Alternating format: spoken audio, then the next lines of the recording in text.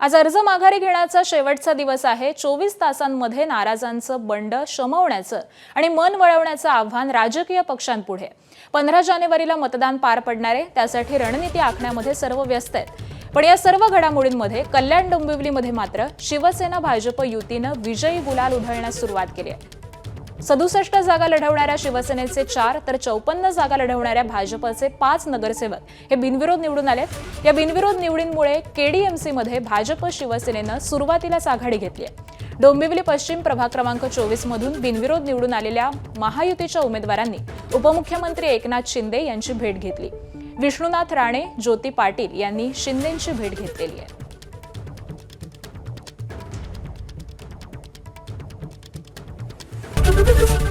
ABP माझा, उघडा डोळे बघा नीट।